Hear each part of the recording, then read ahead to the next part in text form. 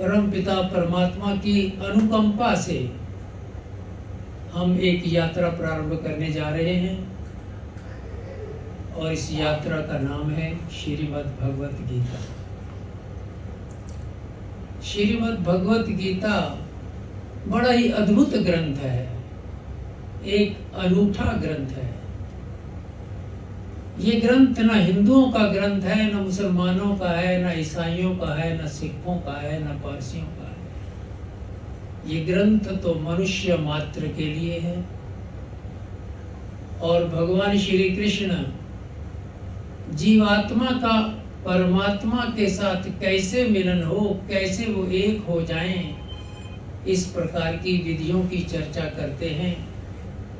तो प्रत्येक व्यक्ति, प्रत्येक इंसान अपनी इंसानियत को, प्रत्येक मनुष्य अपनी मनुष्यता को, प्रत्येक मानव अपनी मानवता को अपने पास संभाल कर रख सके, उसको बढ़ा सके, ऐसा मार्गदर्शन हमें श्रीमद् भगवत गीता में मिलता है।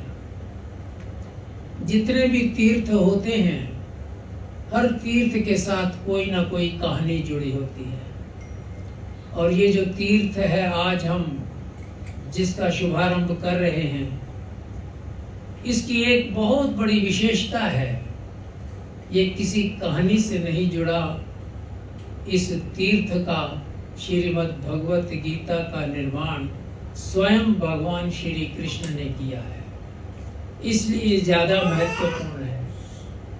हो तो गए 5000 वर्ष, और 5000 वर्ष पूर्व जिस दिव्यता से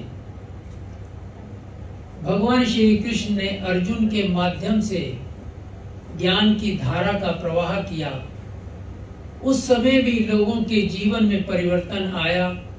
और आज इतने हजारों वर्षों के पश्चात जब उनकी ज्ञान की वाणी को हम पुनः पढ़ते हैं, तो आज भी उसी दिव्यता का भाव हमारे भीतर उठता है। हम भीतर से तरंगित हो उठते हैं।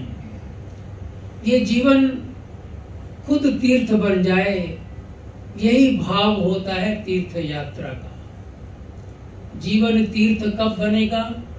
जब हमारा मन मंदिर बनेगा। मन ही है जो गड़बड़ करता है। लेकिन ये जो श्रीमद् भगवत गीता है, इसको मनोविज्ञान का शास्त्र भी कहें तो अतिशयोक्ति न होगी। संभवतः भगवान श्री कृष्ण एक इतने बड़े मनोवैज्ञानिक थे, आज 5000 वर्षों के भीतर भी इस धरती में इतनी सामर्थ्य नहीं रही कि भगवान श्री कृष्ण के समकक्ष कोई मनोवैज्ञानिक पैदा कर सकते। ये मन का शास्त्र भी है, धर्म का शास्त्र भी है, और मूल रूप से कहें तो ये अध्यात्म का शास्त्र है। क्योंकि जितने भी पथ हैं इस संसार में, सभी का एक ही उद्देश्य होता है कि हम अध्यात्म के जगत में प्रवेश करें। और जो अध्यात्म के जगत में प्रवेश कर जाता है, जो अध्यात्म पर जीना प्रारंभ कर देता है, जो अध्यात्म को आत्मसात करता है, उसके जीवन में न कभी दुख आते हैं, न कभी मृत्यु आती है। जन्म और मृत्यु से पार हो जाता है, वो सुख और दुख के पार हो जाता है। वह फिर सुखातीत कहलाता है, दुखातीत कहलाता है। सुख दुख के पार अध्यात्म के आनंदमय जगत में पहुंच जाता है। इस प्रकार से हम अपने मन को सत्संग में श्रीमद् भगवत गीता के ज्ञान से स्वच्छ करें, निर्मल करें, पवित्र करें, ताकि ये मन हमारा मंदिर बन जाए। जब मन मंदिर बन जाएगा तो समझ लेना फिर हमारा कर्म भी धर्म बन जाएगा। क्योंकि इस मन के अधीन ही सारी इंद्रियां होती हैं, और हम जो भी प्रतिक्रिया व्यक्त करते हैं या जो कुछ भी करते हैं, इंद्रियों के कारण करते हैं। और ये इंद्रियां मन के अधीन हैं। जब मन मंदिर बन जाता है तो इंद्रियां जब प्रतिक्रियाएं व्यक्त करती हैं तो वह भी धर्मानुसार होती हैं और वह भी धर्म बन जाती हैं। तो जीवन तभी तो सार्थक होता है जब हमारा जीवन तीर्थ बन जाए, हमारा मन मंदिर बन जाए, हमारा कर्म धर्म बन जाए। इस प्रकार का भाव, इस प्रकार का मार्गदर्शन श्रीमद् भगवत गीता से हम प्राप्त करेंगे। आज तो श्रीमद् भगवत गीता के किसी श्लोक को लेना संभव नहीं होगा, क्योंकि आज प्रथम दिवस है। तो संभवतः मैं चाहता हूं कि इसका कुछ परिचय ही प्राप्त कर लें। सृष्टि की आदि में जब परम पिता परमात्मा ने इस सृष्टि की रचना की, तो उसी समय परम ज्ञान परमात्मा के द्वारा 4 ऋषियों के माध्यम से अग्नि, वायु, अंगिरा और आदित्य, इनके माध्यम से ऋग्वेद, यजुर्वेद, सामवेद और अथर्ववेद के रूप में हमें प्रदान किया। श्रुतियों के रूप में यह ज्ञान चलता था, ताकि जिन मनुष्यों को इस संसार में भेजा है, उन मनुष्यों को कोई गाइडलाइंस मिल जाए, उन्हें एक मार्गदर्शन मिल जाए, जिससे कि अपने जीवन को अच्छी प्रकार से जी सकें, उसका यापन कर सकें। लेकिन आप जानते हैं कि वेद तो संस्कृत में है, और संस्कृत भी भाषा ऐसी है, आजकल जो स्कूल में ये भाषा संस्कृत सिखाते हैं वो नहीं है। ये संस्कृत अलग भाषा थी, और जो गुरुकुल से पढ़ करके आता था और निरुक्त के आधार पर वेद के मंत्रों का विश्लेषण संश्लेषण करता था, वो भी कुछ दूरी तक पहुंच पाता था, ठीक प्रकार से मंत्रों के भावों को नहीं समझ पाता था। इसलिए साधक लोग ऋषियों के आश्रम में जाते थे, और आश्रम में जाकर ऋषियों से निवेदन करते थे, ताकि हम इन मंत्रों को समझ सकें, अपने जीवन को कुछ अपवर्ग की ओर उठा सकें। तो ऋषियों ने जो जिज्ञासा साधकों की होती थी, उस जिज्ञासा के समाधान स्वरूप में जिस ज्ञान की धारा का प्रवाह ऋषियों के मुखारबिंद से हुआ, उसी ज्ञान को संकलित कर लिया गया, जो वेद के मंत्रों से थोड़े सरल थे, समझ सकते थे, और उसी संकलन को हम उपनिषद कहते हैं। उपनिषद का अभिप्राय भी यही होता है। उप, नी और सद। सद कहते हैं बैठ जाने को, नी कहते हैं निश्चय रूप से, संकल्प के साथ, और उप कहते हैं समीपता को।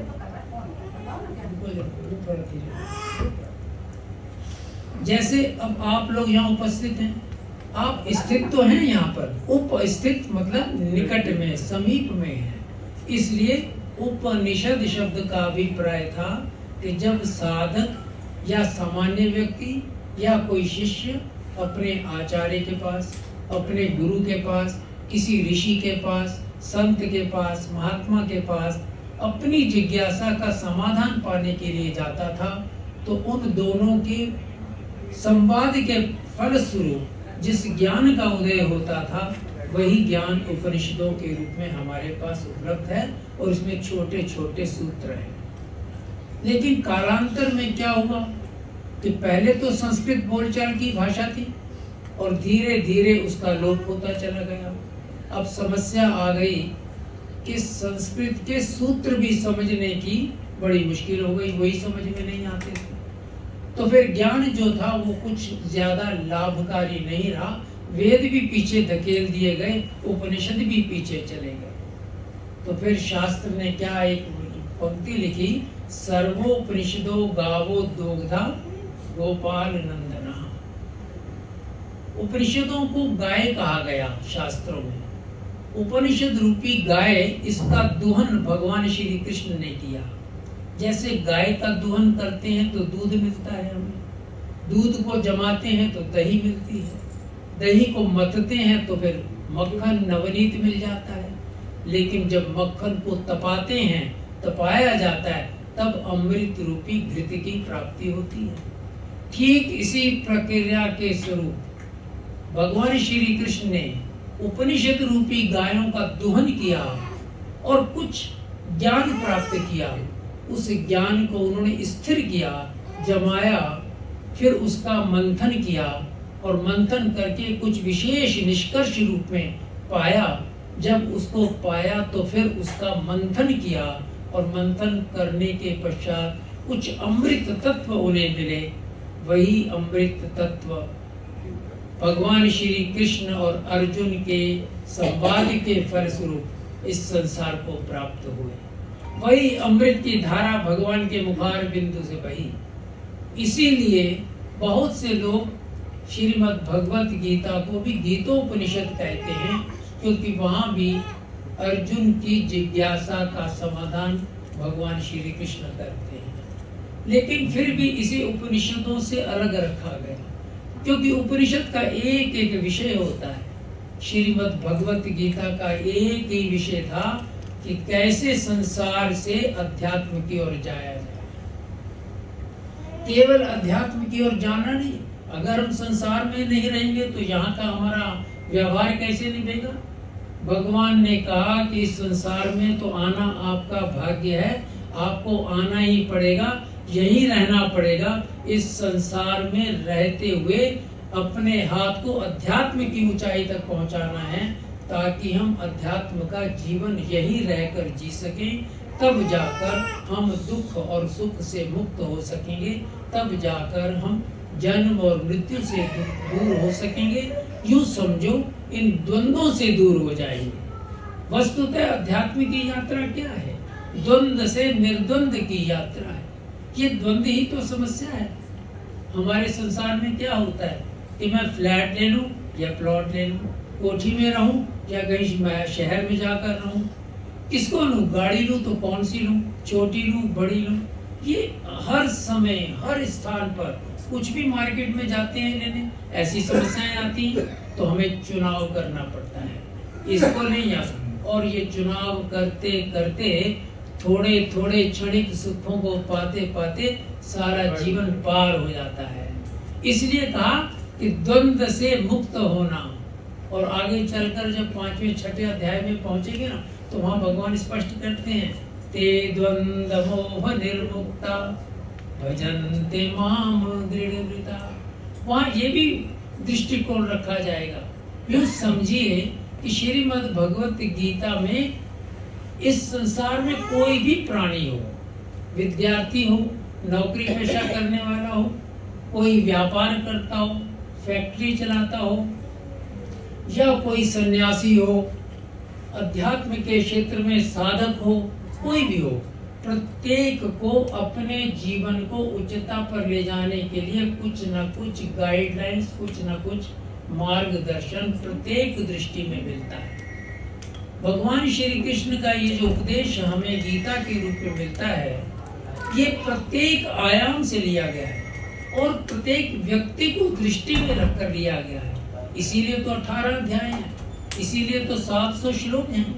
प्रत्येक दृष्टि से कोई कैसा भी व्यक्ति हो, धर्म में मंदिर में जाता हो या न जाता हो, सबको अपना कुछ न कुछ मिल जाता है।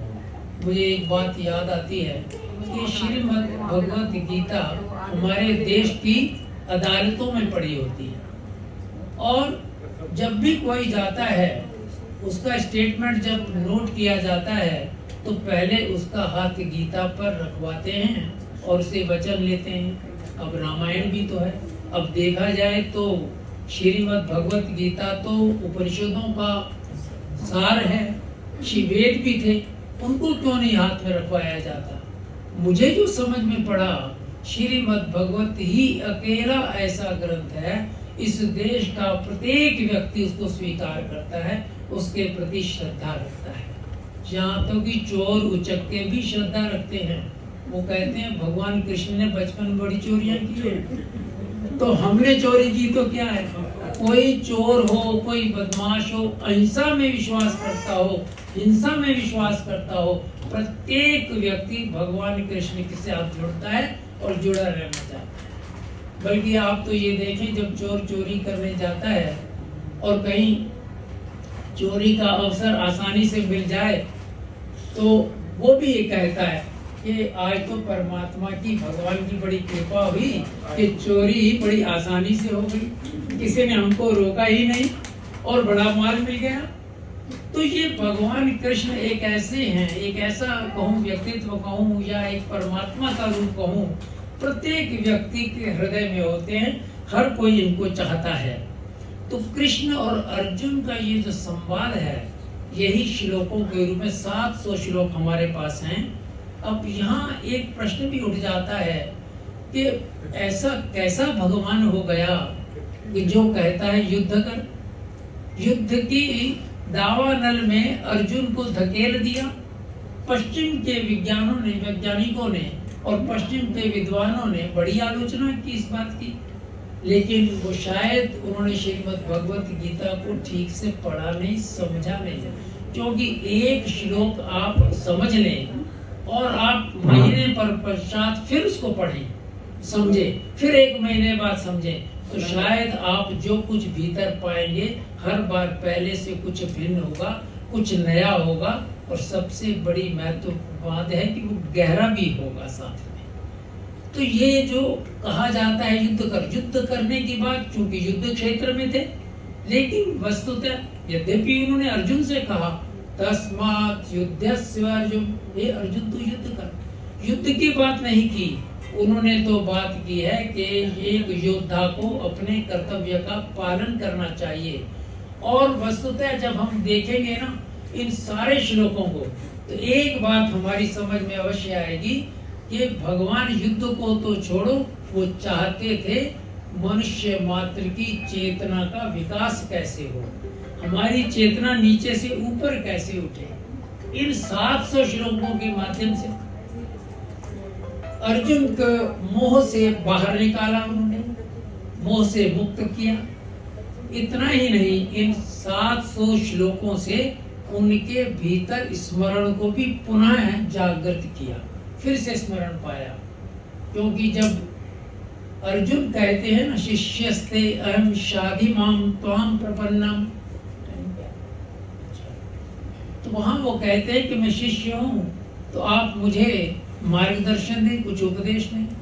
तो भगवान श्री कृष्ण जब ज्ञान की धारा का प्रवाह करते हैं तो दूसरे अध्याय के 11वें श्लोक से प्रारंभ होता है, और वो चलते जा रहे हैं, प्रश्न उठ रहे हैं, और एक समय आता है अर्जुन चुपचाप सुनते रह जाते हैं, बोलते ही नहीं। तो कृष्ण उनसे अचानक रुक जाते हैं और 18वें अध्याय के 72वें श्लोक में कहते हैं तो एकाग्रेण चेतसा, हे अर्जुन तू क्या एकाग्रचित्त होकर या ध्यान से मेरी बातों को सुन भी रहा है। तो यहाँ देखिए, यहाँ प्रश्न नहीं उठा, कोई शंका नहीं, कोई संशय नहीं, कोई जिज्ञासा नहीं।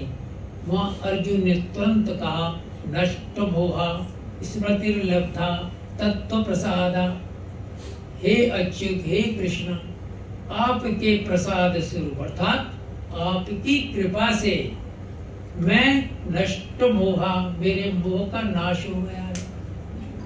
स्पष्ट रूप से कहा स्मृतिर्लब्धा, मैं अपने स्मरण को पुनः प्राप्त हो गया हूँ, अर्थात जैसा मैं था वैसा हो गया हूँ। तो यहाँ उन्होंने ये भी कहा गत संदेह अस्मिन्, मेरे जितने संदेह थे सब गत हो गए, सब चले गए, अब कुछ नहीं है।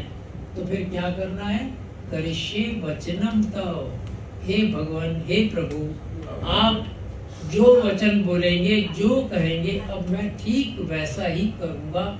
यहाँ पर जाकर अर्जुन का पूर्ण समर्पण होता है। यहाँ पर अर्जुन और कृष्ण में भक्त और भगवान का संबंध स्थापित होता है, क्योंकि भक्त और भगवान का संबंध ही सबसे बड़ा मजबूत संबंध है। इतना गुरु और शिष्य का भी नहीं होता, क्योंकि जब ये कहता ना शिष्यस्ते अहम्, कि मैं शिष्य बनता हूँ, तो भगवान क्या कहते हैं, भक्तो असि में, मैं तुम्हें भक्त बनाता हूँ। क्यों, शिष्य और भक्त में बहुत बड़ा अंतर होता है। और भगवान ये भी कहते हैं प्रतिजानी कौन्तेय भक्ता न प्रणश्यति, मेरे भक्त का कभी भी नाश नहीं होता। भगवान तो अनश्वर होते ही हैं, लेकिन भक्त भी अनश्वर होता है। आप देखो भगवान राम अनश्वर हैं, लेकिन जब राम का नाम लिया जाए तो उनके भक्त के अनुमान का नाम लिया जाता है कि नहीं, तुरंत सामने आ जाएगा। जब भी भगवान श्री कृष्ण का नाम लोगे, भीतर अर्जुन का भाव उठ ही जाएगा। इसलिए श्रीमद् भगवत गीता का ज्ञान देते हुए भगवान श्री कृष्ण ने इन सब बातों का ध्यान किया, और जब ज्ञान प्रारंभ होता है ना, वो अर्जुन के स्तर तक उतर कर आ जाते हैं। गुरु और भगवान की यही विशेषता होती है कि जिसको ज्ञान दिया जा रहा है पहले उसके स्तर पर आ जाए। ऐसा नहीं अपनी विद्यता और संस्कृत को बोलता चला जाए और उसके सिर के ऊपर से सब बाहर निकल जाए। इसलिए पहले उसके स्तर पर आ जाते हैं और ज्ञान का प्रारंभ करते हैं। तो पहले कहते हैं देहिनो अस्मिन् यथा देहे कौमारम यौवनम जरा तथा देहांतर प्राप्ति धीरस्तत्र न होती। शरीर की बात की, क्योंकि हम तो शरीर के तल पर जीते हैं ना, तो हम शरीर की बात समझते हैं। उन्होंने शरीर से शुरू किया और उसके तुरंत बाद उतर जाते हैं नयनम छिन्दन्ति शस्त्राणि, तुरंत आत्म तत्व पर पहुंचते हैं। पहले आत्म तत्व पर नहीं जाते। लेकिन हम देखते हैं ना, आश्रमों के अंदर चले जाओ, बड़े आचार्य जो हैं वो पहले तो सीधे अध्यात्म की बात करेंगे, बड़ी ऊंची ऊंची बातें, लोगों को लगेगा बड़े विद्वान हैं, बहुत अच्छी जगह आ गए। लेकिन भगवान श्री कृष्ण संकेत करते हैं कि आप जब भी गुरु शिष्य को कोई भी ज्ञान देता है, पहले शिष्य के स्तर पर उतर आए और उस लेवल पर आकर के उसे समझाए, तब जाकर पता चलता है। ज्ञान का सही लाभ तभी होता है, तभी उसको पता लगेगा ना ज्ञान है क्या। ऊपर से निकल गया तो फिर टाइम उसका भी वेस्ट हुआ, अपना भी वेस्ट हुआ, दोनों का वेस्ट हुआ। इसलिए जब भी श्रीमद् भगवत गीता के श्लोकों का हम यहाँ चिंतन करेंगे, यहाँ मंथन करेंगे, तो एक बात ध्यान रखने वाली है कि हम ध्यान से उसको सुने। अगर जरा सा भी ध्यान हट गया तो वो जो श्लोक की व्याख्या होगी ना, उसमें से कुछ न कुछ छूट जाएगा। इसलिए शास्त्रों ने कहा, किसी भी संत का, किसी महात्मा का, किसी भी ग्रंथ को सुनते हो तो 4 बातों का ध्यान रखना चाहिए: श्रवण, मनन, निधिध्यासन और साक्षात्कार। अर्थात एक प्रकार से एक और मार्ग दे दिया गया कि सिर्फ 4 ही स्टेप हैं, 4 ही चरण हैं, और 4 में भी पहला ही महत्वपूर्ण है कि आप श्रवण ध्यान से करें। क्योंकि जब श्रवण करते हैं ना तो हमारे अंदर मनन चलता रहता है, भाई ये शब्द जो बोला है ना, शायद ये गलत बोली, ये बात ठीक नहीं है, ये बात ऐसे कही जाती है तो ज्यादा अच्छा होता। तो क्या होता है, उसमें वो बीच बीच में से छूट जाता है, और जो छूट जाता है बाद में आप विचार करते हैं तो फिर सोचते हैं पंक्ति पूरी कैसे हो, फिर हम अपना उसमें जोड़ देते हैं, ऐसा ही कहा होगा, तो उसके मायने बदल जाते हैं, पूरा ज्ञान ही बदल जाता है। इसलिए फिर कहते हैं सत्संग से कुछ मिला नहीं, सत्संग का फायदा क्या हुआ। सत्संग से लाभ होता है, सत्संग से सब कुछ मिलता है, लेकिन शर्त एक ही होती है, सत्संग में जो श्रवण हो रहा है वो इस रूप में हो कि हम सुने तो सुनते चले जाएं। यूं समझो कि हमारी पूरी चेतना हमारे कान के पास खड़ी हो जाए, हमें और कोई काम नहीं है, केवल सुनना है और सुनकर रखने। लेकिन ऐसा नहीं है, प्रश्न तो उठेंगे, जिज्ञासा भी उठेगी, उनको एक साइड पर संजो कर संभाल कर रख दें। अगर सुनते चले गए सत्संग तो जिज्ञासाएं अपने आप ही उनका समाधान मिलता जाएगा, अपने आप ही शंकाओं का समाधान हो जाएगा। उनको साइड में रखना भर है, लेकिन हमें अपने दृष्टि से भगवान श्री कृष्ण के ज्ञान को सुनते चले जाना है, और इस भाव से सुनना है कि हमारा मन मंदिर बन गया है और भगवान हमारे मंदिर में प्रतिष्ठित हैं। जब भगवान हमारे भीतर प्रतिष्ठित होंगे तो जीवन की तो ये सार्थकता हो ही जाएगी। फिर जीवन में जो पाना है उसको हम पालेंगे। फिर जीवन की सार्थकता में भीतर उस ऊर्जा का प्रवाह होगा, उस अध्यात्म की तरंगें प्रवाहित होंगी। आप स्वयं उसको अनुभव कर सकेंगे कि हमारे भीतर वाइब्रेशंस उठ रही हैं, और वही वाइब्रेशंस हमें आनंद देंगी और अपने जीवन को आनंददायक बना देंगी। इन शब्दों के साथ आप सभी लोगों को बहुत बहुत शुभकामनाएं। ओम शांति शांति शांति।